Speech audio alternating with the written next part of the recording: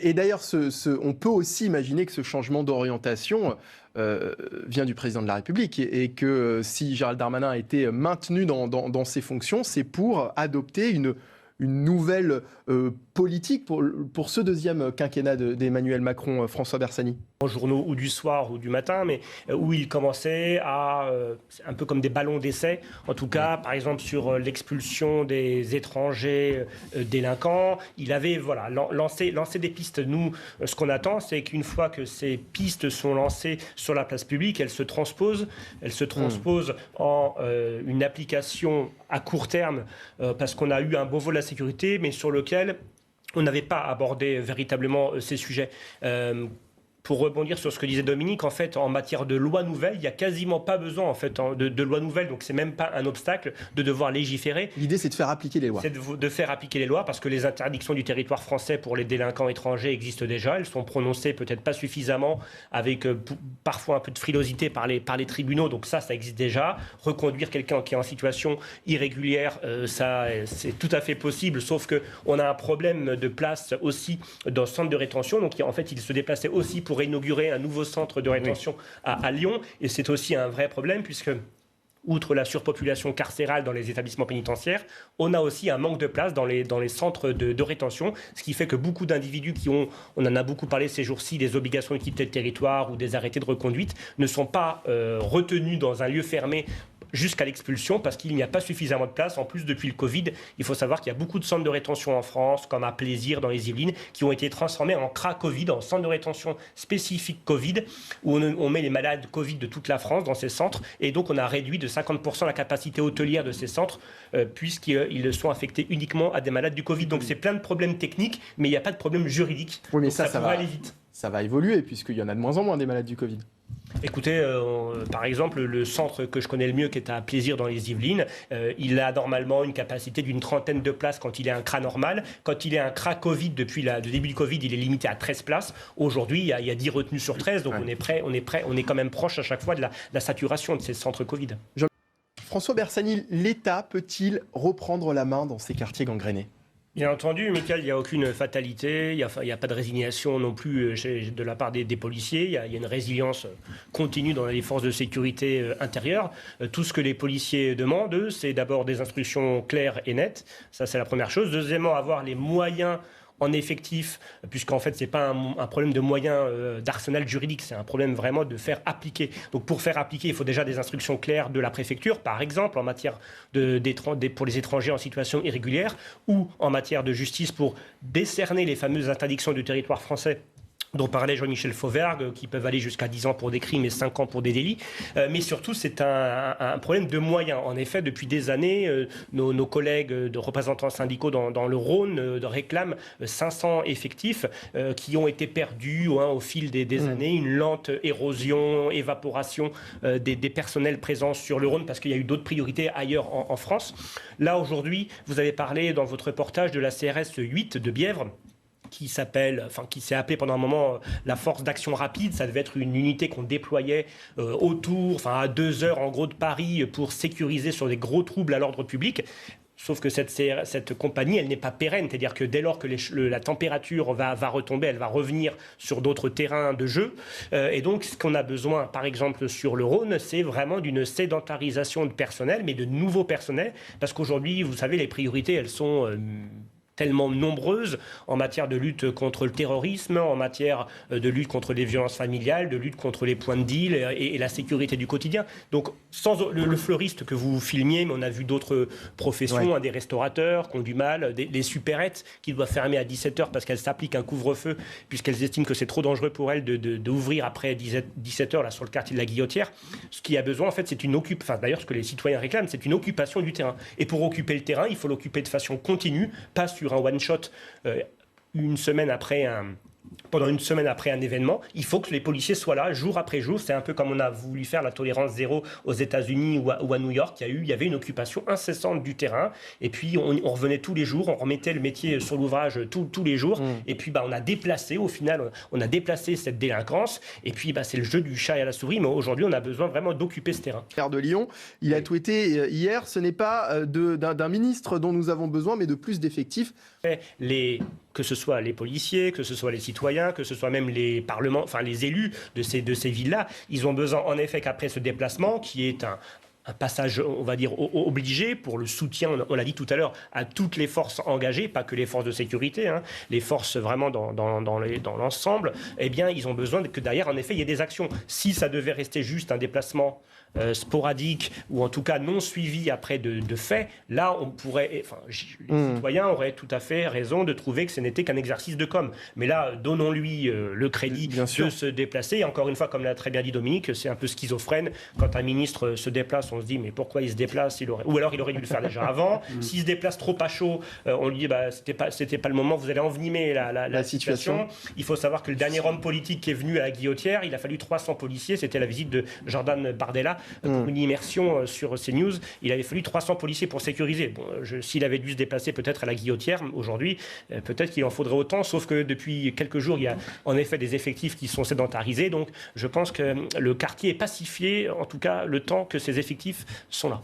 Après, il y a aussi, nous, on rencontre tous les élus à chaque nouvelle mandature. On est reçu aussi bien par les députés, les sénateurs ou par les maires. Et il y a aussi chez certains maires l'idée de dire que, en fait, la fonction régalienne de l'État en matière de sécurité est primordiale et que la police municipale ne doit pas se substituer à la police nationale. Une coproduction, oui, une coproduction de la sécurité avec les collectivités locales, puisque les polices municipales dépendent des collectivités locales, mais elles ne peuvent pas se substituer à la police nationale. Et dans certaines villes, on sait à Nice ou autres, la police municipale a supplanté en nombre, en moyens, matériels et autres les forces de police nationale. Donc en fait, quand c'est très bien articulé et quand ça travaille de concert, c'est une chance pour les citoyens. Après, il n'est pas question, il n'y a pas de guéguerre dans la plupart des territoires en France entre la police nationale et la police municipale. Notre seul maître, entre guillemets, c'est le préfet, qui est le représentant de l'État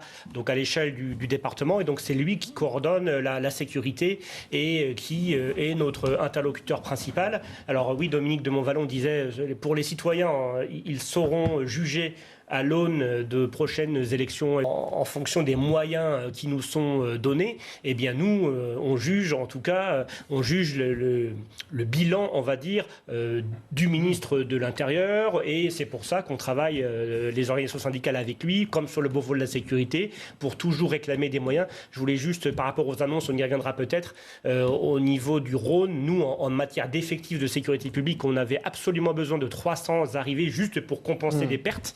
Donc dans le chiffre global qui est donné par le ministre à hauteur de 500, il faut faire attention parce qu'il englobe des familles de policiers différents, des compagnies républicaines de sécurité, de la police aux frontières et la sécurité publique. Donc il faudra être vigilant sur le fléchage. Tout à l'heure, François Bersani, on n'a pas besoin de nouvelles lois, de nouveaux textes. Il faut clairement appliquer les lois d'aujourd'hui. On en a besoin de quelques-unes, et notamment ces mots de Gérald Darmanin à l'instant qui propose de doubler ce délai pour les OQTF, de passer à 1 an, de passer de ce délai de 1 an à 2 ans. Pour vos téléspectateurs, c'est que quand vous avez un individu qui est interpellé sur la voie publique parce qu'il est sans papier, sans titre, eh bien, il est placé sous main de police, donc en retenue administrative d'abord dans le local de police, et puis éventuellement après en centre de rétention. Donc c'est dans cette période-là, quand on a l'étranger en situation régulière sous la main, qu'il faut s'occuper de l'éloignement. Parce qu'une fois que vous le laissez dehors, faute de laisser-passer consulaire, faute de place en centre de rétention, faute d'avions disponibles. Après, il repart de la nature, puisqu'il n'y a pas de système, en tout cas, d'assignation à résidence ou de placement dans un lieu fermé. Donc, ils repartent. Donc, l'histoire de laisser cette obligation de quitter le territoire 1 an ou 2 ans, c'est au cas où on retombe sur cet étranger en situation régulière à l'occasion d'un contrôle aléatoire ou d'une nouvelle interpellation. Donc en fait, l'idée, c'est quand même d'en profiter tant qu'il est sous main de police, puis en centre de rétention pour l'éloigner, où là, en effet, on a 90 jours dès lors, mais avec toute la multiplicité des recours. Donc repousser comme ça l'échéance, la deadline de la validité, c'est pas une fausse bonne idée donc pour François Bersani. Sachant que sur les derniers chiffres du ministère qui ont été communiqués là il y a quelques jours. Ouais. L'année 2019 était une année normale puisqu'il n'y avait pas de Covid et donc pas de difficulté de faire des éloignements. Et il y avait eu 122 000 OQTF qui avaient été délivrés par les préfectures, et sur les 122 000, il y avait eu 14 000 éloignements, donc ça fait du 12%. Donc le fameux 25%. L'amélioration, on va dire, c'est sur des périodes très, très, très récentes. Pardonnez-moi du terme, je reprends les mots d'une des habitantes qu'on vient de voir. Pourquoi est-ce qu'on attend toujours que ça pète pour agir, François Bersani ? On milite tous les ans, depuis des années, en effet, pour améliorer la sécurité des Français. C'est pour ça qu'on a été à l'initiative aussi de la loi d'orientation et de programmation du ministère de l'Intérieur, qui a été préparée sous la précédente mandature par le pouvoir exécutif et le Parlement, et qui devrait passer pour le vote à l'automne, on va dire 2022. On n'a pas encore un calendrier précis, mais justement, ça va être le moment de tester les rapports de force au sein du pouvoir exécutif. Est-ce que Madame Borne va, par exemple, demander que ce projet passe devant d'autres? Quelle va être la priorité qui va être donnée à cette loi d'orientation qui est très attendue à hauteur de 15 milliards? Est-ce que ce projet va encore être enrichi de façon à prendre en compte certains éléments qui n'auraient pas été pris en compte jusqu'à présent dans cette loi d'orientation? On se doute que tous les partis nouvellement entrés en force vont aussi s'emparer de cette loi d'orientation et de programmation, soit peut-être pour la détricoter pour certains qui n'ont pas une vraie appétence pour la sécurité intérieure, et peut-être au contraire enrichi par d'autres dont c'est le cheval de bataille. Donc ça va être intéressant de voir si M. Darmanin, en effet notre ministre, remporte les arbitrages et on arrive à avoir cette loi rapidement qui peut solutionner le quotidien des Français. Gérald Darmanin qui s'est rendu ce matin au commissariat des 3e et 6e arrondissements de Lyon. Il a également échangé avec les policiers blessés. C'était important selon vous qu'il le fasse, François Bersani? Ah oui, il y a une... Alors je ne dirais pas qu'il y a une vertu cicatrisante, parce que pour nos collègues qui sont blessés dans la chair, qui ont des ITT, qui vont parfois jusqu'à 10 jours, sur l'affaire de la Guillotière, on était dans ce domaine, dans ce spectre-là. C'est bien sûr demandé par nos collègues en fait, que leur autorité de tutelle, à savoir le ministre de l'Intérieur, voire plus si affinité, une première ministre, un président de la République.